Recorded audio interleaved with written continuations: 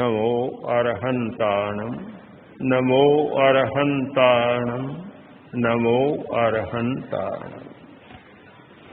तो ये पंच परमेष्टि का है और यह स्वास्थ्य के लिए और खासकर जो ब्लड प्रेशर, हार्ट की बीमारी या मस्तिष्क की दुर्बलता, अपस्मार, मृगी, ये व्याधियां हैं, उनकी चिकित्सा करते हैं। तो साथ साथ में आध्यात्मिक चिकित्सा, ओंकार आध्यात्मिक चिकित्सा का एक मंत्र है। जैसे एक दिन बताया था, आध्यात्मिक चिकित्सा का एक मंत्र है अरहम, वह भी बहुत शक्तिशाली मंत्र है। और दूसरा मंत्र है ओम। जो लोग वृद्ध हो चुके, 60-70 पार कर चुके और बहुत कुछ काम नहीं कर सकते, वे, चाहे हमारी वृद्ध साध्वियां हैं, सिरवास की साध्वियां हैं और ज्यादा लिखाई पढ़ाई और काम नहीं हो सकते, तो अगर वे लोग दिन में 2 घंटा 3 घंटा का समय दिन रात में इन प्रयोगों में लगा दे, तो ऐसे रसायन पैदा होंगे कि उनको इतना आनंद आएगा कि फिर कोई बात अच्छी नहीं लगेगी। एक रसायन पैदा होगा। सुख कहाँ से मिलता है? सुख हमारे मस्तिष्क में कुछ रसायन पैदा होते हैं, उनसे सुख मिलता है। शरीर शास्त्र को जानने वाले जानते हैं कि जब कोई ज्यादा रोगी होता है तो उसे ये क्या इंजेक्शन देते हैं, अफीम का इंजेक्शन देते हैं, जिससे कि एक बार पीड़ा शांत हो जाए। और हमारे मस्तिष्क में एक रसायन हम पैदा कर सकते हैं जिसका नाम है एंडोर्फिन। एंडोर्फिन नाम का रसायन पैदा कर देते हैं। तो जब वह रसायन पैदा होता है, सारी पीड़ा समाप्त हो जाती है और ध्यान ही नहीं रहता पीड़ा का। ऐसे बहुत सारे श्रावक हुए हैं। राजल देसर के चानमल जी बैद, वे इतने इसमें जप और ध्यान में लीन होते कि उनका बड़ा ऑपरेशन कर दिया बिना सूंघनी सूंघाए।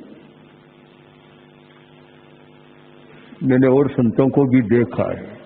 तो हम और विशेषतः हमारे साधु साधियों के लिए बहुत आवश्यक है कि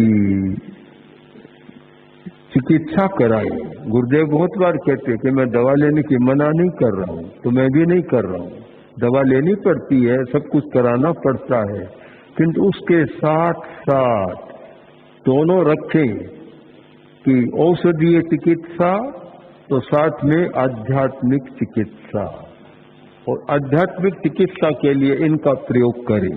दूसरी बात, अब बूढ़ा हो गया, रात कैसे बीते, नींद कम आती है, बूढ़ों को नींद कम आती है। मेरा अनुभव नहीं है ये, तो कहते हैं लोग कि बूढ़ों को नींद कम आती है।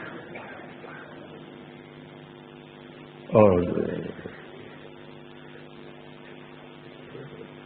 दिन भी बड़ा होता है, पूरा पढ़ भी नहीं सकते, आंखें भी कमजोर, और भी नहीं कर सकते। बैठे बैठे क्या करें? कुछ नहीं करेंगे तो फिर नकारात्मक विचार, बुरे विचार, दुख, चिंता, ये सारे सताएंगे। अगर इसमें लग जाए, ये प्रयोग करने लग जाए, अरहं का प्रयोग, ओम का प्रयोग, और भी शायद संभव है बता सकें तो इतना आनंद आएगा कि न कोई बात की जरूरत, न किसी दूसरे आदमी जरूरत, न और कोई जरूरत। भीतर से इतना आनंद प्रकट होगा, उसे बाहर की बात अच्छी नहीं लगेगी। तो इसलिए आवश्यक है कि हम धर्म के द्वारा लाभ उठाएं। लाभ उठाते हैं लोग, बहुत उठाते हैं। अब श्रद्धा का ये लाभ देखिए कि अभी मर्यादा महोत्सव के अवसर पर देखा, ऐसे बूढ़े लोग आए कि इतनी दूर से कैसे आए, आश्चर्य होता है। पर एक श्रद्धा का भी आनंद है उनमें। कलकत्ता से आए, कुर्सी पर बैठ आए, उठ ही नहीं सकते, यहाँ भी कुर्सी पर बैठे। गुजरात से आए, दूर दूर से आए लोग आए, वृद्ध लोग आए, बीमार लोग आए, क्योंकि श्रद्धा का भी अपना आनंद है। तर्क में आनंद नहीं होता, तर्क में तो और कुछ होता है। तर्क में तो सूक्ष्मता, हमारे तर्क शास्त्र में या औरों में दर्शन शास्त्र में कहा जाता है कि तर्क है रुक्षता, इसलिए कभी जीवन व्यवहार में तर्क मत करो। तर्क करनी हो तो दर्शन के क्षेत्र में करो, कोई तत्व की मीमांसा करनी हो तो। व्यवहार में कभी तर्क मत करो, व्यवहार में तो अच्छी तरह से मेल मिलाप करो, वहां तर्क काम नहीं देगा। क्योंकि तर्क में भी एक विचित्र बात होती है, तर्क सब जगह लागू नहीं होता। लड़का आया और स्कूल से आया धूप में एकदम पसीने से तरबतर, घर पर आया आकर धूप में जाकर खड़ा हो। माँ ने कहा क्या कर रहा है, इतनी धूप से आया और छाया में खड़ा हो जा, वहां क्यों हुआ? तो माँ पसीना सूखा है। माँ ने कहा धूप में पसीना कैसे सूखेगा, कि तुम रोज कपड़ा सुखाती हो ना।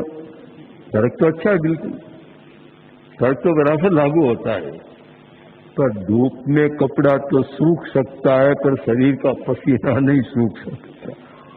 तो तर्क का एक क्षेत्र है, सीमा है, सब जगह तर्क लागू नहीं होता और उपयोग भी नहीं होता। और ऐसे विषय हैं जो तर्कातीत, तर्क जहां पहुंचता भी नहीं है, इतने सूक्ष्म विषय है जहां तर्क काम नहीं देता।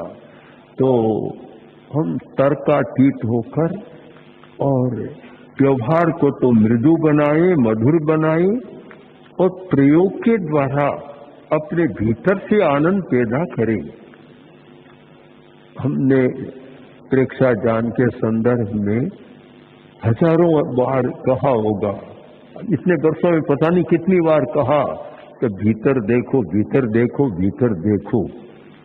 तो कुछ लोग आ जाते हैं कि आखिर भीतर है क्या, क्या देखें? तो मैंने कहा बाहर है क्या? बाहर क्या है? तुम आंख से देखते हो, आंख भीतर है कि बाहर है? कान से सुनते हो, कान तुम्हारे भीतर, कान की जो नर्व है, आंख की नर्व है, भीतर है कि बाहर है? इनसे नहीं दिखाई देता हमें। जो ऑप्टिक नर्व है उससे दिखाई देता है, जिसकी वह सूख जाती है। आंख बिल्कुल ठीक है, दिखाई नहीं देता। कान बिल्कुल ठीक है, बहरा हो गया, वह नर्व सूख गई। तो सारा है तो भीतर ही भीतर है, बाहर तो प्रकट हो रहा है। सुख भी सारा भीतर है, उसका हम अनुभव करें। तो हम वह गुरुदेव की, आज तो उसी बात पर मैं आता हूं कि गुरुदेव का जो एक वक्तव्य था जिसको मैं शाश्वत सत्य मानता हूं, और कम से कम साधु साधियों के लिए तो है ही, श्रावक समाज सबके लिए है, कि हम कोरी चिकित्सा न कराएं, कोरी दवा न लें, साथ साथ आध्यात्मिक चिकित्सा करें। हॉस्पिटल में भी जो लोग हैं, जाते हैं, भर्ती होते हैं, होना पड़ता है, उनको वहां अगर सुनाने का मौका मिलता है तो बहुत आनंद में रहते हैं। और ऐसे प्रसंग मेरे सामने तो अनेक आ गए कि कुछ सुनाया, ठीक हो गया, डॉक्टर ने कहा ये कैसे हुआ, चमत्कार हो गया, ये संभव नहीं था। ऐसे अनेक प्रसंग आए हैं। अगर हम पूरे लिखे नहीं तो पुस्तक बन जाए। डॉक्टरों ने आश्चर्य किया कि ये कैसे हुआ, ये तो कोई आपका चमत्कार है, हम नहीं जानते इस बात, हमारे पास ये विद्या नहीं है।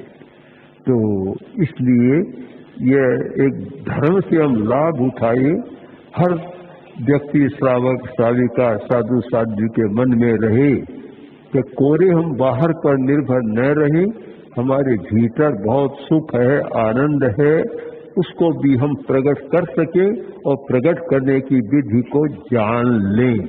ओम आनंद।